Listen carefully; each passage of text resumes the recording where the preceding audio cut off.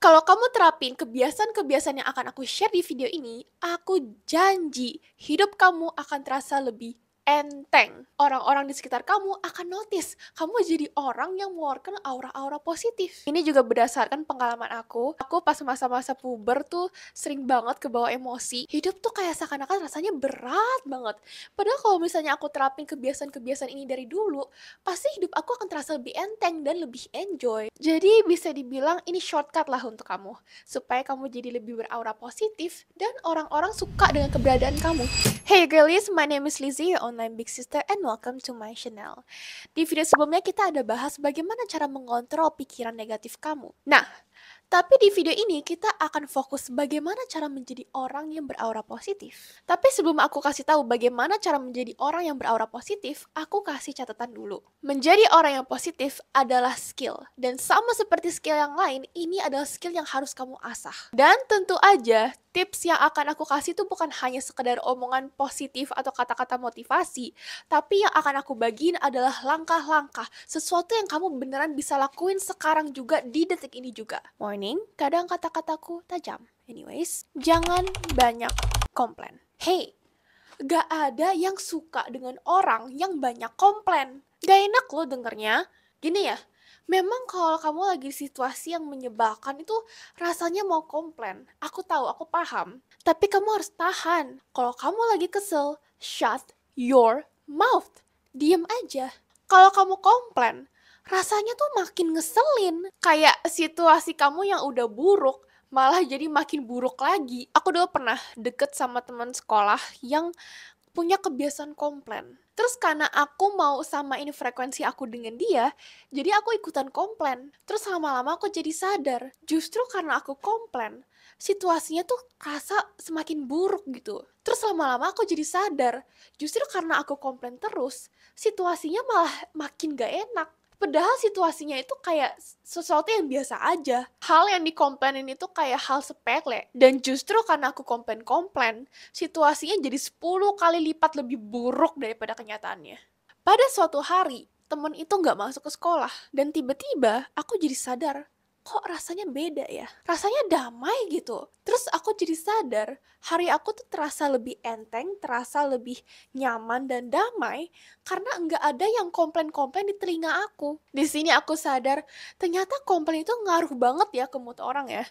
Enggak hanya ke mood orang yang komplain itu, tapi juga ke mood orang yang di sekitarnya. Nih ya, aku paham, memang kadang kita berada di situasi yang ngeselin, kadang kita berada di situasi yang greget, atau mungkin kita lagi menghadapi orang yang sifatnya aneh gitu loh. Tapi please tahan. Aku tahu ini sesuatu yang gak bisa kamu langsung terapin 100% terus kamu jadi sama sekali gak pernah komplain. Tapi kamu bisa perlahan-lahan kurangin kebiasaan komplain kamu. Mulai dari sekarang, coba kamu tahan kebiasaan komplain kamu itu.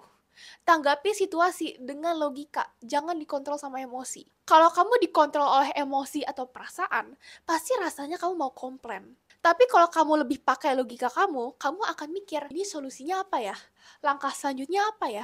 Apa yang bisa aku kontrol? Tapi kalau misalnya memang situasi ini tuh ngeselin banget, atau orangnya tuh aneh banget, dan kamu udah greget, kesabaran kamu udah tipis, kamu selalu punya pilihan untuk diem. Shut your mouth. Jangan komplain. Kayak, ih ini apaan sih acaranya gak jelas banget. Apaan sih tuh orang banyak ngomong deh. Aku capek mau pulang. Gak enak loh dengernya, ya ampun. Kalau memang ini situasinya gak jelas banget, kamu bisa komunikasikan dengan baik-baik. Ini maksudnya apa ya? Acaranya kira-kira selesai jam berapa ya? Atau kamu ketawain aja. Maaf aku kurang connect, ini maksudnya gimana? Maksudnya kayak begini. Nah, kalau gitu kan lebih adem. Situasi yang gak jelas, kamu bisa ubah itu jadi situasi yang konyol dan humoris. Orang-orang di sekitar kamu juga akan kebawa dengan tanggapan kamu gitu. Jadi kayak ketawa, bingung juga. Again ya, kalau memang kamu gak bisa tanggepin pakai logika, gak bisa komunikasikan perasaan kamu dengan baik, atau gak bisa bawain ini jadi sesuatu yang humoris, kamu selalu bisa diem. Yang penting jangan komplain. Karena orang-orang di sekitar kamu juga gak enak dengarnya. Yang ada malah kebawa orang negatif. Kebiasaan ini bisa kamu ubah kok. Bisa banget. Termasuk kalau kamu dikelilingi oleh orang-orang yang suka komplain, kamu jangan kebawa kebiasaan komplain mereka. Kamu gak usah ikutan komplain buat sok-sok asik. Jangan buat kesalahan yang sama kayak aku. Gak enak serius. Kamu pakai aja cara yang aku kasih tadi. Tanggapi dengan logika, tanggapi dengan bercandaan, atau enggak, diem. Dan kalau kamu nggak tahan banget dengan orang ini punya kebiasaan komplain, kamu selalu punya pilihan untuk menjauh. Karena orang kayak gitu tuh beneran nguras energi banget deh. Kamu jaga energi kamu itu gak jahat atau egois. Dan to be honest ya, sejujur-jujurnya, kebiasaan ini jauh lebih gampang kamu bantai kalau kamu berada di situasi yang mendukung, di lingkungan yang gak banyak komplain juga. Lihat sisi positif di situasi apapun. Aku tahu aku nggak bisa ngomong seakan-akan semuanya itu simple. Kita semua pernah merasakan situasi sulit, kita semua pernah gagal, pernah buat kesalahan, dan pasti akan buat kesalahan lagi. Tapi ini aku notice selama aku berjuang, aku gagal usaha, gagal project, hadapin masalah ini itu, sampai sekarang aku punya bisnis dengan omset 3 digit. Aku punya kantor, dan aku punya privilege waktu sehingga aku bisa bikin konten di YouTube. Dan di sini aku bisa dengan pede bilang, semua ini gak akan terjadi. Aku gak akan ketemu sama kamu kalau misalnya masalah dan kegagalan aku itu gak terjadi. Aku yakin 100% kamu bisa relate sama cerita aku ini. Pas aku lagi jalanin momen-momen gagalnya aku, rasanya gak make sense gitu loh. Gak masuk akal. Kan aku udah kerja keras. Aku tahu aku udah berusaha semaksimal mungkin. Aku udah konsisten, aku udah coba ini itu, aku udah keluar dari zona nyaman, aku berjuang selama 3 tahun. Tapi hasilnya gak kerasa. Hasilnya tuh gak sebanding dengan usaha aku. Pasti kamu udah gak asing lah dengan kata-kata orang yang kayak, oh asalkan kamu konsisten, kamu disiplin, kamu berusaha keras, kamu gak putus asa, pasti kamu akan berhasil. Omongan itu tuh pasti ada benernya kan. Makanya aku jadi mikir, kenapa kenyataannya gak kayak gitu. Jujur aja pas itu hasilnya kurang membuahkan. Garis bawahi, selagi aku di momen itu, rasanya gak make sense, gak masuk akal. Seharusnya berhasil dong, kan aku udah berusaha, kan aku udah berjuang. Kenapa rasanya kayak usaha aku selama 3 tahun tuh sia-sia? Tapi sekarang karena aku sudah melewati momen-momen itu, aku jadi sadar, justru momen-momen kegagalan itulah yang mengarahkan aku sehingga aku berada di posisi yang sekarang. Dan untuk kamu yang belum tahu, aku di umur 18 tahun bikin bisnis aku bernama Kumicraft. Aku menyediakan DIY crochet kit untuk kamu yang mau belajar merajut tapi nggak pernah merajut. DIY kit aku udah lengkap dengan alat, bahan, pola, video tutorial, dan kelas online. Bahkan kalau kamu masih bingung pun, kamu bisa langsung tanya aku. One-on-one private counseling. Gak ada alasan kamu gak bisa, karena udah beribu-ribu orang yang gak bisa merajut, jadi bisa merajut karena DIY kit aku. Bahkan anak 9 tahun aja bisa. Dan siapa tahu ini bisa jadi bisnis kamu. Kamu sangat bisa belajar rajut dari DIY kit aku ini, dan skill merajut kamu itu bisa kamu gunakan untuk buka bisnis baru. Aku sering lihat orang di TikTok jual hasil rajutan mereka tuh lucu-lucu banget. Link ada di deskripsi dan di komen yang dipin di video ini. Bonus untuk 50 orang pertama yang tahu aku dari YouTube, kamu bisa pakai kode toko Craft, CRAFT, untuk dapat promo lebih. Dari kegagalan dan kesulitan yang aku alami, di umur 20 tahun aku bisa punya bisnis beromset 3 digit. Gak pernah sehari pun I take this for granted, karena ini tuh benar-benar berkat dari Tuhan yang sangat jauh melebihi ekspektasi aku. Kayak yang pernah dibilang Steve Jobs, you cannot connect the dots looking forward, but you can connect them looking backwards. Kamu nggak bisa sambung-sambungin titik-titik kamu ini ketika kamu lihat ke depan. Tapi kamu hanya bisa sambungin titik-titik ini ketika kamu lihat ke belakang. Aku tahu hidup itu rasanya aneh, terus ada aja gitu masalahnya ya. Tapi aku harap kamu bisa paham dengan poin aku yang ini. Aku sendiri pun masih sering merasa ragu, masih sering merasa khawatir. Jadi aku juga harus sering ingetin diriku sendiri, you cannot connect the dots looking forward, but you can only connect them looking backwards.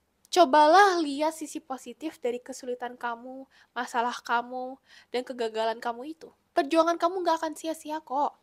Taruh kepercayaan diri kamu itu di Tuhan. Kamu memang belum tahu, tapi Tuhan punya rencana yang begitu indah untuk kamu. Teruslah berusaha dan gunakan kesempatan yang diberikan Tuhan. Banyakin senyum dan gestur ramah. Sabar dulu, aku tahu ini klise, but it works. Ini beneran bisa bikin kamu makin good mood loh. Tapi senyum aku jelek, Kak. No. Itu perasaan kamu doang. Aku gak pernah lihat orang senyum terus mikir, ih senyum dia jelek banget. Gak pernah ya, pasti. Kalau memang kamu gak suka dengan senyum kamu bisa latihan depan kaca. Nih, Misalnya kalau aku merasa aku kurang cocok mukanya kalau senyum aku terlalu lebar. Jadi aku latihan senyum depan kaca. Gak usah malu. Gak ada yang lihat juga. Nih ya, kalau kamu gak percaya, coba kamu 1 hari aja pergi ke mall, terus kamu senyumin pegawai toko yang lagi bantu kamu. Kamu senyumin security yang lagi jaga toko itu. Kamu senyumin pelayan yang di restoran. Kamu senyumin orang yang lagi nawarin brosur. Mungkin kamu juga bisa lepas ketawa dikit. Bahkan kalau kamu lagi jalan, lagi nggak berinteraksi sama siapa-siapa, kamu juga bisa senyum tipis. Kamu nggak mesti senyum lebar gitu, tapi kayak senyum tipis aja. Aku pernah waktu itu lagi mau treatment, terus susternya nanya, ini Cici darah campuran ya? Terus aku kaget kan, aku bilang enggak. Terus aku nggak akan lupa dengan respon susternya. Susternya bilang, soalnya kamu kayak orang Korea. Tadi pas kamu berdiri aku kaget soalnya Cici tinggi. Terus hatiku tuh langsung kayak berbunga-bunga gitu loh. Kayak, ih bisa aja sih. Karena kayak kalau dipuji sama cewek tuh beda gak sih rasanya? Aku tahu bukan aku doang yang lebih suka dipuji cewek daripada dipuji cowok. Ya pasti kamu yang cewek-cewek juga pada paham lah. Aku seharian tuh langsung happy gitu.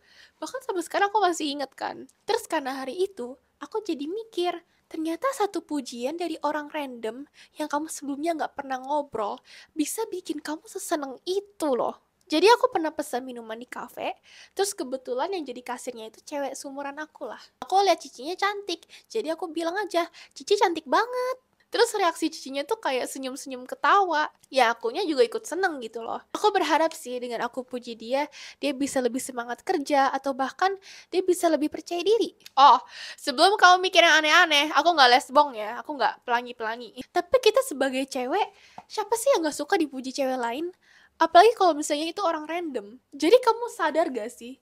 Kamu punya kekuatan untuk bikin hari orang lebih baik. Satu kalimat aja. Bayangin kamu seberdampak itu untuk hari orang. Bahkan aku aja masih ingat kan pujian dari suster itu.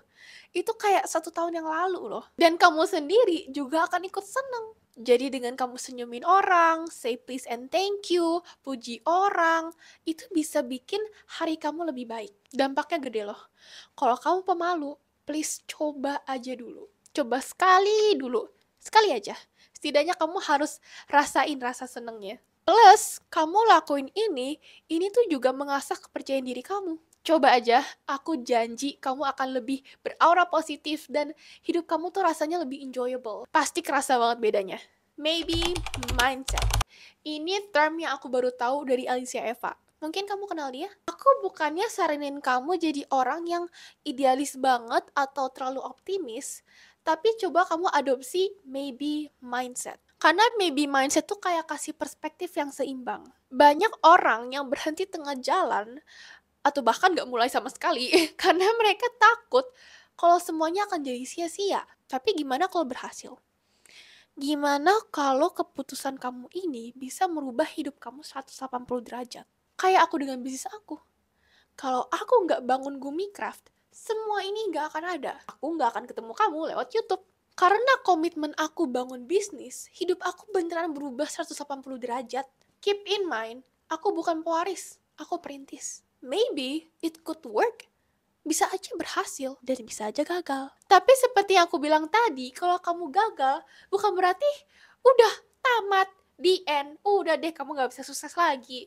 Nggak kayak gitu. Aku sebelum ada bisnis ini pun, aku juga ada bisnis, usaha, dan project yang gagal. Tapi ingat, dengan kamu coba ini itu, skill kamu bertambah, pengetahuan dan pengalaman kamu bertambah. Dan 3 hal itulah yang akan kamu gunakan sebagai alat untuk mencapai kesuksesan kamu di kedepannya nanti. Jadi ketika kamu mau coba hal baru, keluar dari zona nyaman, terus kamu ragu, kamu takut, kamu khawatir, coba adopsi maybe mindset. Maybe bisa berhasil, itu bagus banget.